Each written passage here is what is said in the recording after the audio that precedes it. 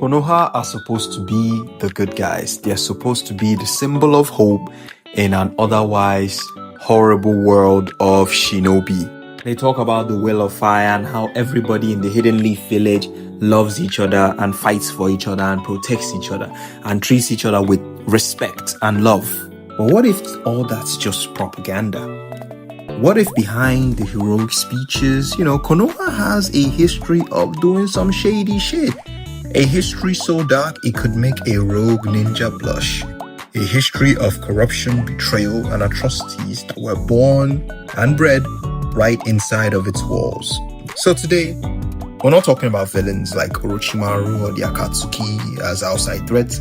We're exposing the evil that is Konoha itself, the evil Konoha created. Let's count down 5 moments that prove the Leaf Village might just be the biggest villains in the entire story. Konoha's foreign policy, which is basically a giant exercise in hypocrisy.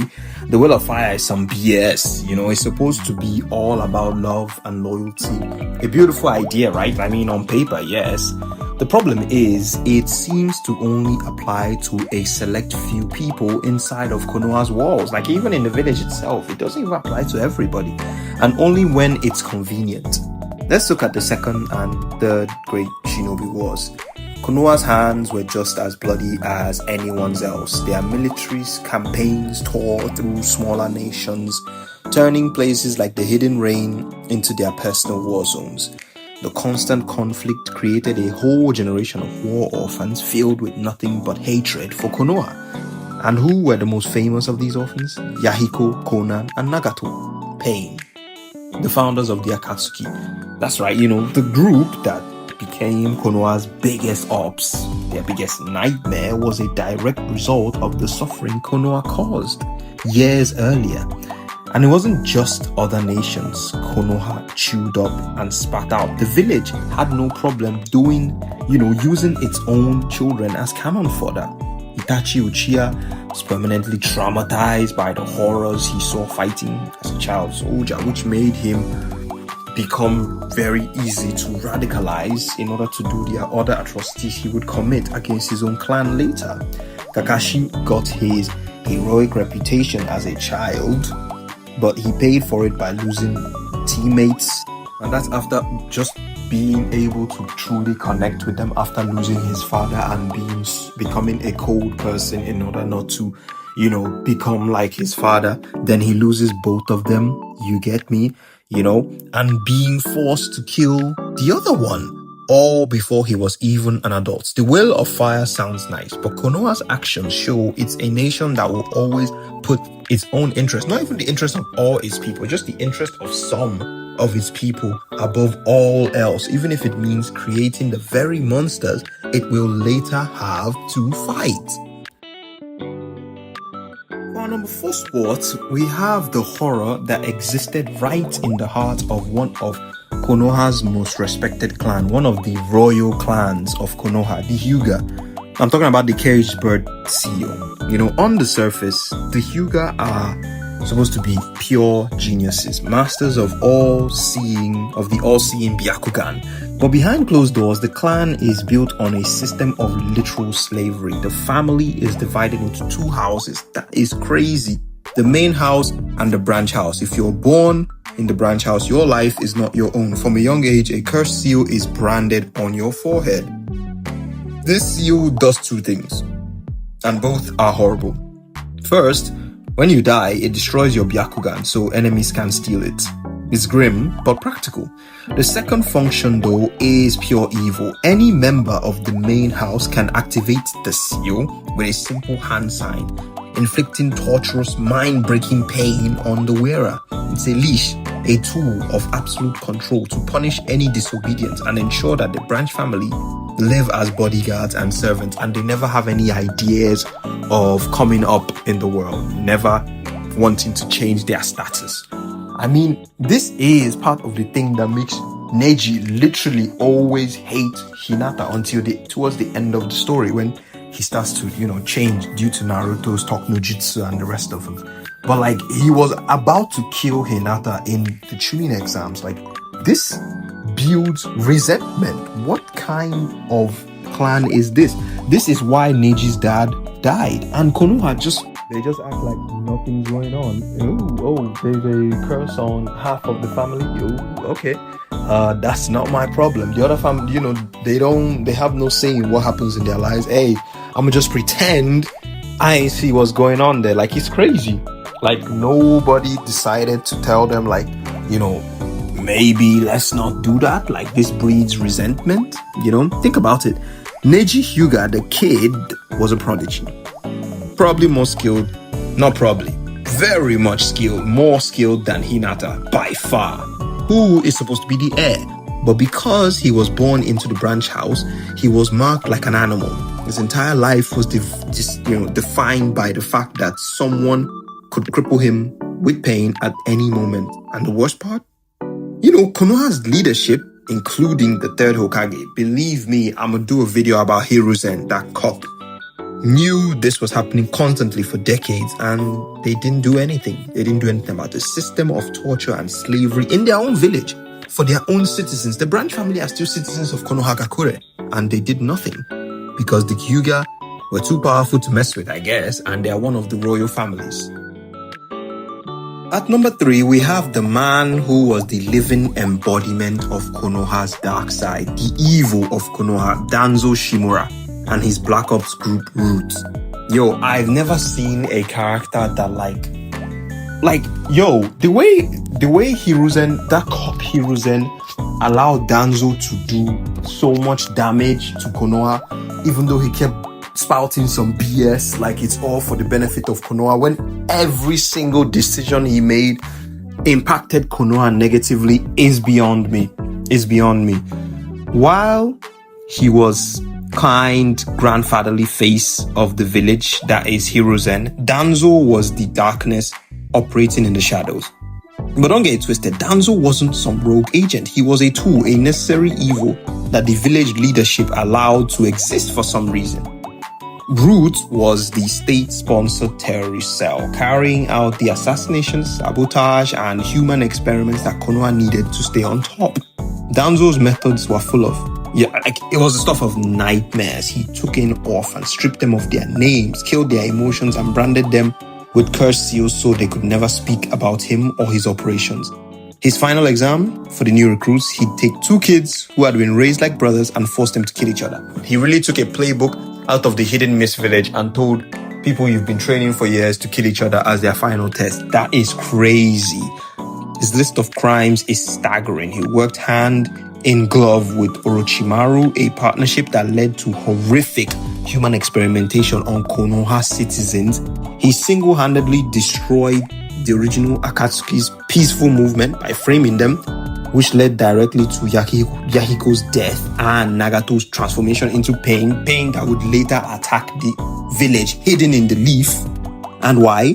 Because Danzo believed that true peace would make Konoha weak. Crazy!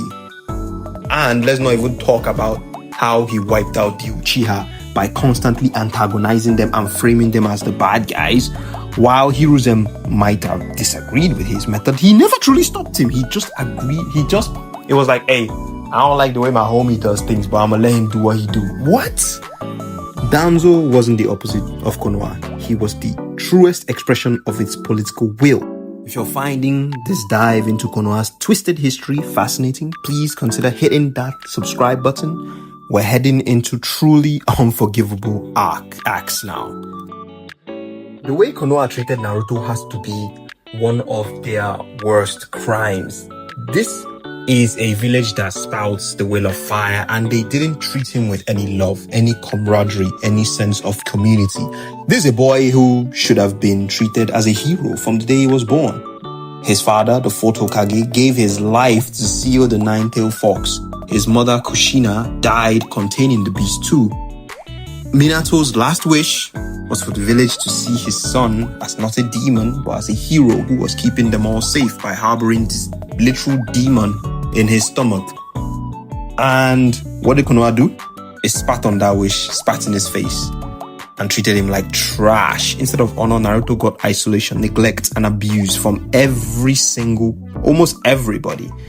Like as if he was the one that killed their parents. The adults who lived through the experience didn't even see him as a child. They saw him as a monster itself. I can understand trauma, but damn, Hiruzen is another person. That's why I keep calling him a cock. He was the one that should have made sure Naruto was treated well. But he just left him to his own vices and kind of left him to stay on his own and just gave him money at the end of the month and went about his way. These adults taught their own children to hate him, thus continuing the cycle of hatred, to shun him, to treat him like dirt. He was left to grow up utterly alone with no family and no support. And where was all the love? Where was the sense of the will of fire? Hiruzen even added to the problems because he passed a law that forbade anyone from ever mentioning the 9 tails inside Naruto. This robbed Naruto of the one piece of information that might have explained his situation and earned him some sympathy. It was an institutional failure. Konoha took the son of its greatest heroes, one of its greatest Hokages, and turned him into a scapegoat for its own fear and hatred. And number 1, the act that cements Konoha's legacy in darkness, the most horrific crime in the village's history, has to be the Uchiha massacre. This wasn't just a tragedy, it was a state-sanctioned genocide of its own people, planned and executed by Konoha's highest leadership to solve a political problem. After the 9 Tails attack, the Uchiha clan were blamed since their Sharingan could control the beast. That's the biggest level of profiling I've ever seen in my life. Because of, yes, we have the ability to do this, we blame every single person. That's crazy. Where's the will of fire? Where's the camaraderie? Where's the love?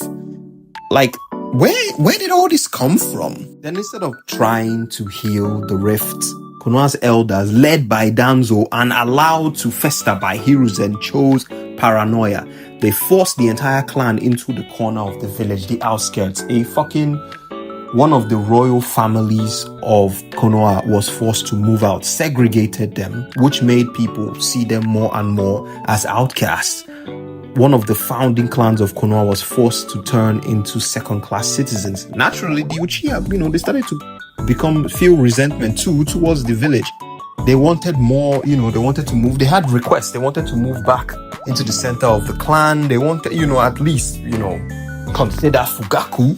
How has they've been the two founding clans of Konoha, the Senju and the Uchiha. There have been I forgot to add Tsunade. There have been 3 Senju Hokages and there has never been an Uchiha Hokage. That's crazy. You can understand why they would also feel bad about that too.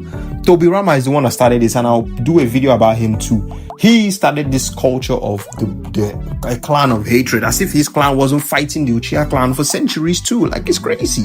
So naturally, as time went on, the Uchiha started to plan a coup.